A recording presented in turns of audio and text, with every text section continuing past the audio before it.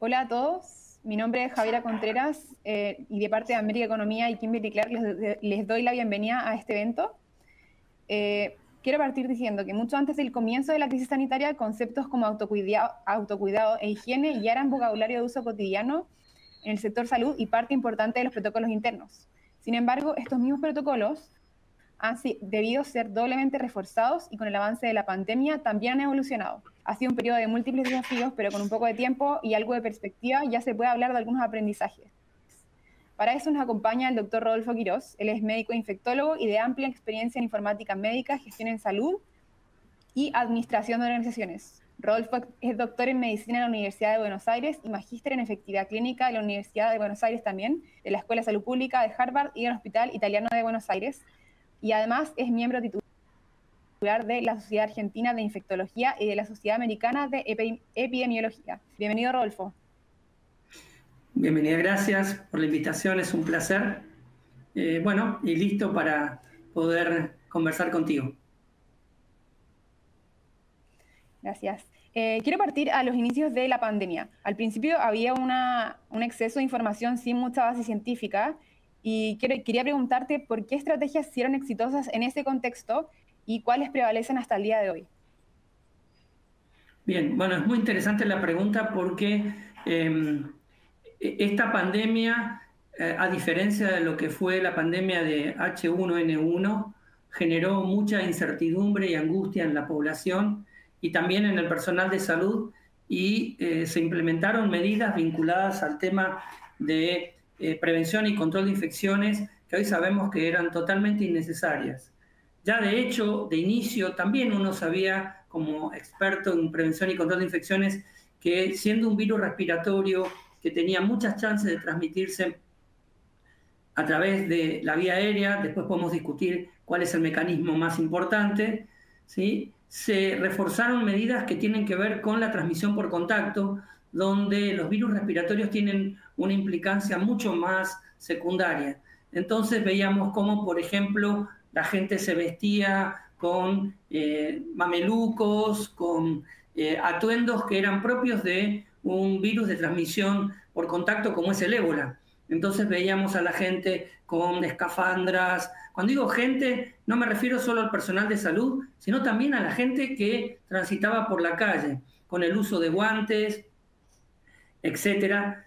Y otras medidas que eran totalmente absurdas, como el hecho, por ejemplo, de desinfectar la suela de los zapatos al entrar al domicilio o poner tapetes impregnados con lejía, lavandina, depende del nombre en cada región, varía, ¿sí? Para desinfectar la suela de los zapatos antes de ingresar o tener una actitud, digamos, obsesiva, rayando en lo ridículo de echarle alcohol a las bolsas de los supermercados en la parte externa, como así también al entrar a un supermercado, entrar por túneles que pretendían desinfectar la parte externa del atuendo. Ya eso lo sabíamos que no era necesario, sin embargo, hubo un desvío digamos, de las decisiones, tanto en algunos aspectos por la parte gubernamental, en otros por la iniciativa privada, que se movieron en esa dirección. Ahora, ¿qué fue lo que motivó que esos, bueno, y agrego otra cosa, como por ejemplo desinfectar espacios abiertos, cuando es totalmente absurdo? Nosotros veíamos camiones echando productos desinfectantes sobre calles de tierra o de asfalto, cuando es totalmente absurdo como mecanismo de transmisión. ¿Qué fue lo que motivó esa conducta? Ya dijimos que en parte el temor a una enfermedad desconocida que se diseminaba rápidamente a nivel mundial y que tenía una tasa de letalidad para los grupos de riesgo alta. Pero además habían surgido algunos estudios que en realidad no estaban bien diseñados. En general lo que medían es la presencia de RNA, que es la partícula interna del virus, sobre superficies que demostraban que el RNA podía permanecer por tiempos prolongados, y ahí se había estudiado las tarjetas de crédito, los plásticos, el metal, etc. Lo que generó esa percepción de que el virus permanecía en la superficie. Después salieron muchos trabajos que demostraban que no era el mecanismo de transmisión más importante del virus. Sin embargo, esta estas medidas continuaron por mucho tiempo siendo implementadas en los países hasta que, bueno, la evidencia logró torcer esas conductas y la gente dejó de hacer cosas absurdas, por lo menos la mayoría, y se empezaron a retirar los túneles desinfectantes de los supermercados, etc. Pero si uno analiza lo que se gastó en esos recursos, da un poco de miedo, porque fueron gastos, no inversiones, totalmente innecesarias. Ese es un aspecto. ¿Qué es lo que queda después de lo que hemos transitado hasta ahora? Que es un virus respiratorio, que a diferencia del virus de la gripe que se transmite por gotas, este virus se puede transmitir también por aerosoles, o sea, partículas menores de 5 micrones que pueden permanecer suspendidos en el aire. Y esta capacidad de transmisión varía con las distintas variantes. Por ejemplo, en la variante original, el virus se comportaba, cuando hablo original estoy hablando de la variante de Wuhan, se comportaba más como el virus de la influenza, con un RO, que es el número básico de reproducción, que es cuánta gente se puede infectar susceptible a partir de una persona infectada, de aproximadamente 2, 2,5, 3. Sin embargo, la variante Delta ha evolucionado en su capacidad de transmisión por la cantidad de partículas que los pacientes infectados liberan al medio ambiente, pareciéndose a la varicela, que es un número de 6. Quiere decir que la tasa de ataque secundario es altísima en un espacio cerrado. Por lo tanto, las medidas que hoy se tienen que implementar para evitar la transmisión del coronavirus, sobre todo la variante Delta, es en espacios cerrados el uso de tapabocas. El hecho de usar barbijo N95 es discutible para el personal que no es personal de salud, pero uno podría utilizar un buen tapabocas o eventualmente un barbijo quirúrgico y un tapaboca, digamos, de tela, y ventilar el área, ¿no? O sea, tratar de evitar de estar por tiempos prolongados en áreas cerradas sin ventilación. Ya el tema de la higiene de manos es una medida que debería preexistir para cualquier tipo de transmisión de gérmenes patógenos, ¿no? Sirve para evitar la transmisión de la gripe, de la influenza. Cuando uno estornuda sobre la mano, y si uno le da la mano a otra persona, ya la mano está contaminada. Por lo tanto, la higiene de manos es transversal. Siempre uno debería tener una conducta hacia la higiene de manos.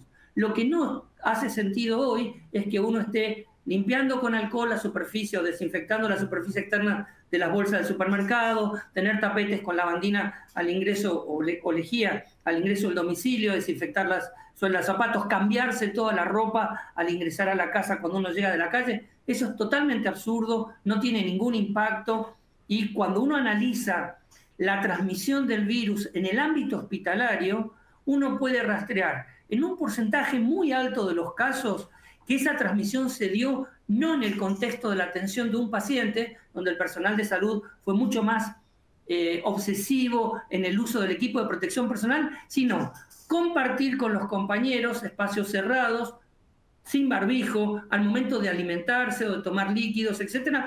Y esa fue la principal vía de transmisión cuando no era de la comunidad.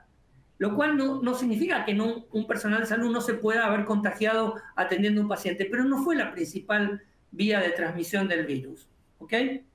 Así que, repitiendo el tema, asentamos que es un virus respiratorio, que la forma de transmisión generalmente es por gotas o por aerosoles, sobre todo las nuevas variantes, y que en el contexto de la prevención lo más importante es el uso para la gente común de barbijo, tapaboca, salvo que, bueno, ahora algunos países están retrocediendo en el uso en la medida que no hay transmisión comunitaria o que la transmisión comunitaria ha descendido, y en el personal de salud es mucho más compleja la cosa. Si querés lo abordamos enseguida, pero hay que utilizar equipo de protección personal para atender a estos pacientes. Sí, eso te quería preguntar entre el personal de salud, porque con respecto a los inicios de la pandemia han evolucionado todos los protocolos y cómo han cambiado dentro de los recintos estos protocolos entre pacientes con respecto a los inicios de la pandemia. Bueno, primero, como te decía antes, esta suerte de vestirse como si fuera ébola, que es un virus que se transmite básicamente por el contacto directo con fluidos corporales o con sangre, este virus no tiene ese comportamiento, eso ha ido cambiando en el tiempo. Entonces, y te agrego otra cosa más que es importante, esa conducta que tenía como objetivo proteger al personal de salud de la adquisición del virus tuvo un efecto muy negativo en la atención de los pacientes y tiene que ver básicamente con la dificultad por parte del personal de salud de mantener la superficie externa de esa vestimenta en condiciones de desinfección, con lo cual, por ejemplo, el uso de guantes hacía que si el personal de salud no se los cambiaba entre paciente y paciente, los gérmenes de un paciente eran pasados a otro paciente. Y eso ha pasado en muchos lugares del mundo donde han emergido gérmenes resistentes y transmitidos de paciente a paciente, básicamente por el uso inapropiado de este equipo de protección personal. Dicho esto, y siendo que se trata de un virus respiratorio, la forma de protegerse por parte del personal de salud hoy tendría que volver al origen, que es el uso del equipo de protección personal en función del mecanismo de transmisión del virus.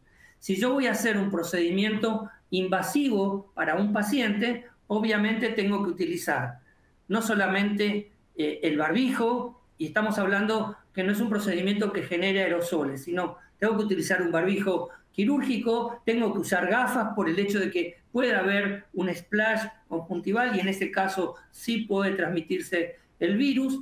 No es necesario el uso de cofia, como a veces uno ve, el uso de un delantal o camisolín, depende del país, tienen nombres diferentes, pero estamos hablando de una bata externa que proteja la ropa del personal de salud, que en el caso de que uno vaya a tomar contacto potencial con fluidos debería ser impermeable para que no atraviesen los fluidos la bata, y el uso de guantes.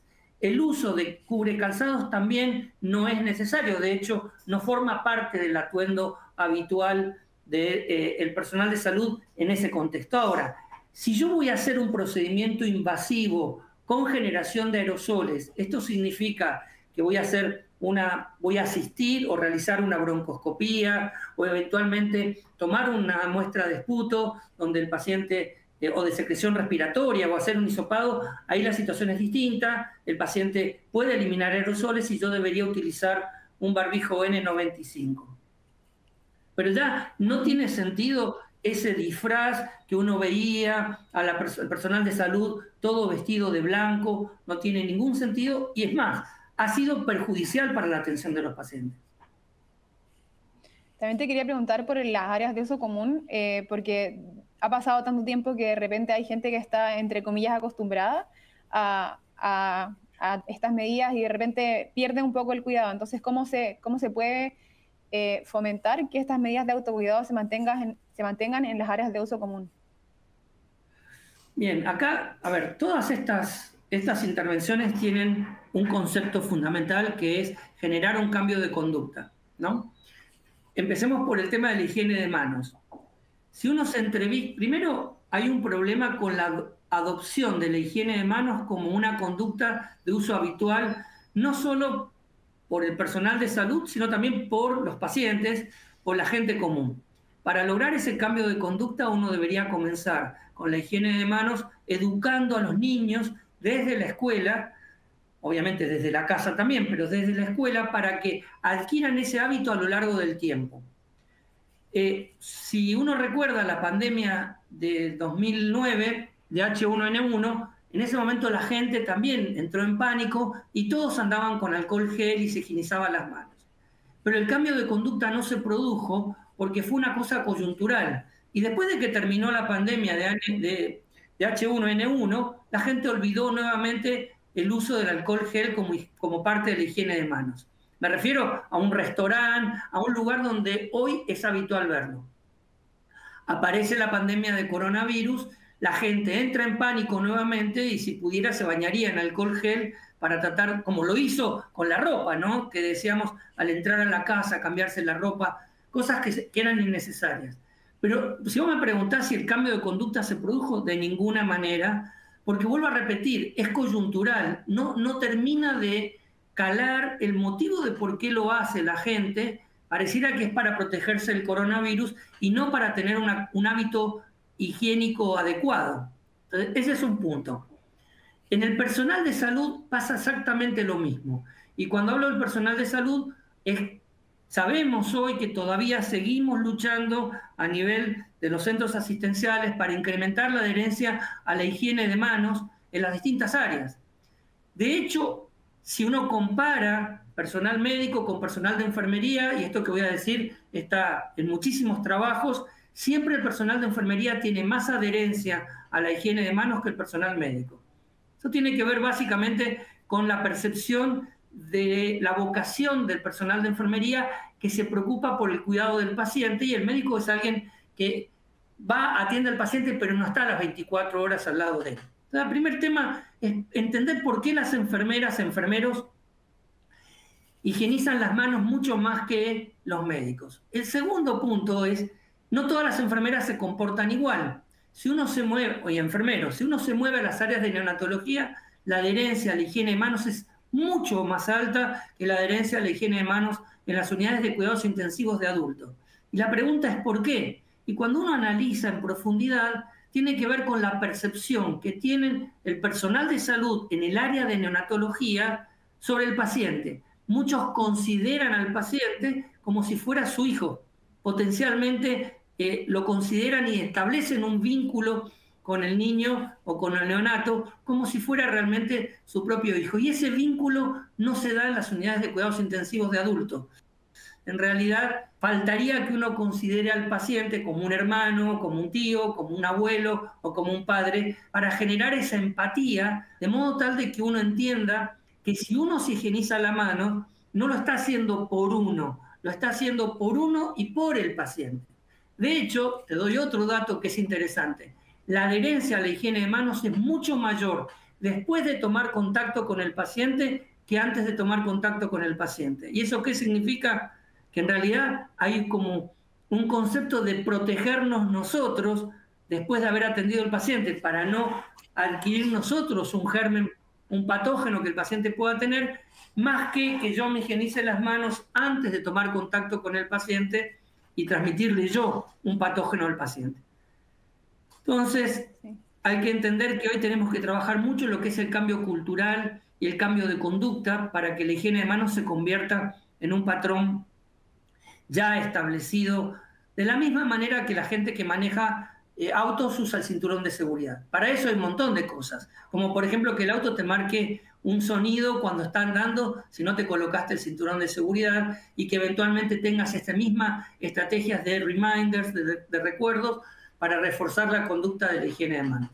Y con respecto, me preguntabas al tema del autocuidado, vuelvo a repetirte, no es solo el paciente, sino también el personal de salud. Los dos tienen que coincidir en que uno hace esto no solo por uno, sino por el conjunto, y que ese es el motivo por el cual uno tiene que cumplir con estas medidas.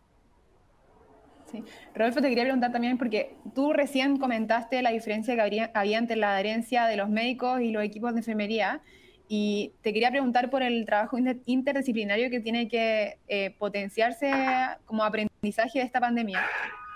Y cómo, claro, como dónde reside la importancia de este trabajo disciplinario entre disciplinas y entre departamentos para mantener estos protocolos. Mira, te voy a dar una información que te va a aclarar un poco por qué sucede esto, sobre todo en países de origen latino. Hay un investigador que se llamó Gergefstede que analizó el comportamiento de los pueblos, identificó distintos patrones, distintas características que definen el comportamiento de los pueblos y que definen en última instancia su conducta. Y él identificó, hay varios patrones, entre ellos uno que se llama distancia de poder. ¿Y qué es la distancia de poder? Es cuán separados están los roles jerárquicos dentro de una sociedad. ¿Ok? Bien. Los países latinos tienen una alta distancia de poder. Quiere decir que los roles jerárquicos en general están muy separados, mientras que los países sajones tienen poca distancia de poder, de modo tal de que los roles no están tan separados entre sí. Y pongo un ejemplo. En un país anglosajón o sajón, la enfermera o enfermero está empoderado naturalmente para, frente al médico, poder eventualmente llamarle la atención si el médico no cumplió con la higiene de manos. Y el médico acepta esa suerte de recordatorio, de llamado de atención, y lo acepta como una ayuda, como una colaboración. Y viceversa, el médico se lo puede decir también al personal de enfermería. Sin embargo, en los países latinos, esa distancia de poder hace que el personal de enfermería no se sienta empoderado para poder decirle al médico. Pensá que la distancia de poder hace que el médico esté jerárquicamente separado del personal de enfermería, para poder decirle al médico: mire, doctor, usted no higienizó las manos cuando entró, le recuerdo que tiene que higienizar las manos. De hecho, hasta en algunas situaciones el médico puede tomar alguna represalia con respecto al personal de enfermería. Por suerte, eso está cambiando, pero eso está tan internalizado entre nosotros que justamente hace que la conformación de equipos de trabajo multidisciplinarios en los países latinos sea mucho más difícil que la conformación de equipos de trabajo en otro tipo de países como los sajones. Bien, ahora eso no significa que uno, digamos, no pueda cambiar esta realidad de que estamos condenados por nuestra característica cultural. En realidad, muchos hospitales han logrado empoderar al personal de enfermería para que logre ese cambio. ¿Y cómo lo logran? Justamente, digamos, desde la autoridad máxima de la institución, empoderando al personal de enfermería para que el personal de enfermería pueda colaborar con el médico en tratar de mejorar la higiene de manos en su conjunto.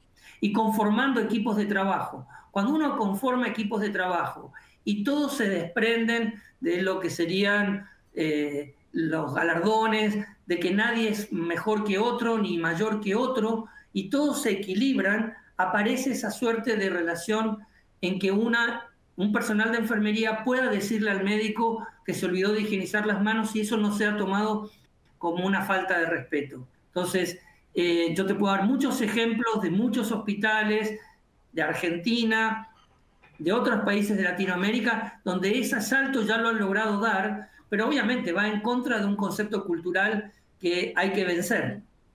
¿Me entiendes? Claro. Entonces, lo mismo pasa con todas las medidas.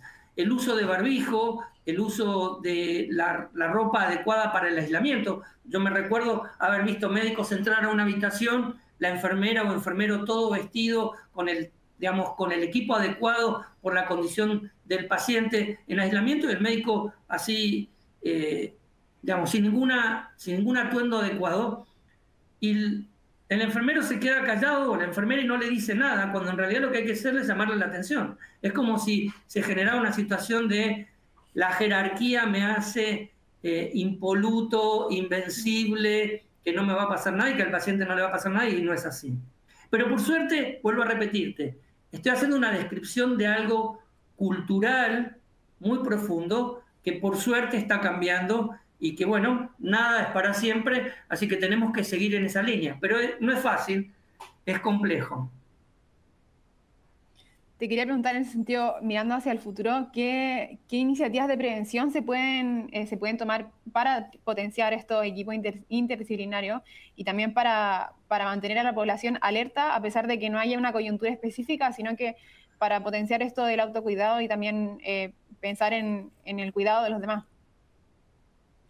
Bien, a ver, en el ámbito hospitalario, la estrategia es empezar a trabajar en que todas las instituciones cuenten con un área de prevención y control de infecciones, con un equipo específico dedicado a esa tarea, que esté conformado por un médico infectólogo, un enfermero o enfermera en control de infecciones, microbiólogos y parte del resto del equipo como la parte de higiene y desinfección ambiental, la parte de calidad y seguridad del paciente. O sea, te podría dar un ejemplo importante. Eso se llaman comité de control de infecciones o de prevención y control de infecciones, que tienen que trabajar en equipo.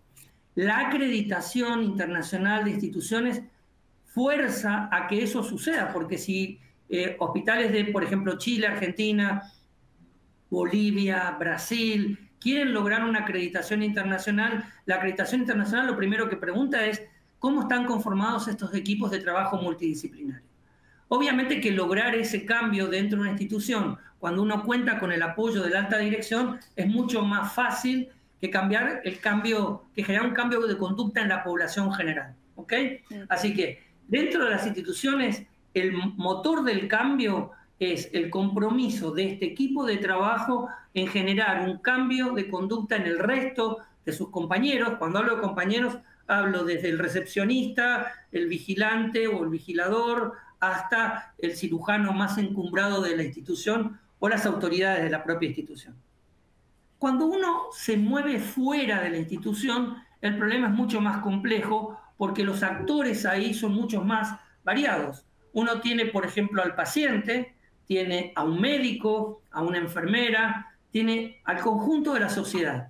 Y en ese contexto, ahí es mucho más importante producir un cambio de conducta con el entendimiento que vos manifestabas de la convicción de que nosotros somos los responsables de nuestro propio cuidado.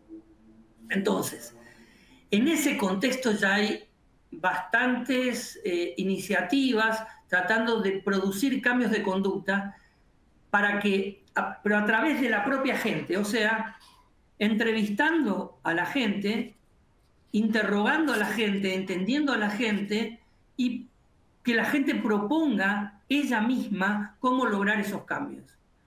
Cuando te digo hay distintas iniciativas, una de ellas, por ejemplo, no tiene que ver con control de infecciones y tiene que ver con el tema de uso de antimicrobianos, que es todo un problema. Se usan en forma indiscriminada, el médico muchas veces lo prescribe innecesariamente, la gente accede a las farmacias cuando tiene que ser con receta, sin receta, y obtiene desde las farmacias la entrega de un antimicrobiano, y el paciente pretende que frente a cualquier situación de fiebre tenga que resolverse el problema con un antibiótico, cuando en realidad muchos de estos cuadros febriles son virales y no es necesario un antibiótico. Y esto pasó justamente con COVID.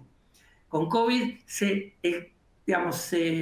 incrementó en forma impresionante el consumo ambulatorio de antibióticos. Pero si vos querés cambiar esa realidad, tenés que trabajar con el médico, tenés que trabajar con el farmacéutico y tenés que trabajar con el paciente, entendiendo cuáles son los drivers, cuáles son los motivos que impulsan a que cada uno de esas partes de la estructura tengan el comportamiento que tienen. Así que yo vislumbro que eso va a ir cambiando en el tiempo, y es importante también involucrar no solo a la gente adulta, sino también a las generaciones más jóvenes para que el cambio se mantenga a lo largo del tiempo, ¿no? Sí. Muchas gracias, Rodolfo, por esta conversación de parte de América Economía. Te quiero agradecer y quiero invitar a nuestra audiencia a que pasen al panel. El panel tiene por nombre La nueva realidad, las mejores prácticas de higiene y desinfección en el sector hospitalario, y vamos a estar justamente hablando de esto, de cómo se puso en la práctica todo lo que hemos comentado en esta conversación. Muchas gracias a todos y nos vemos en el próximo panel.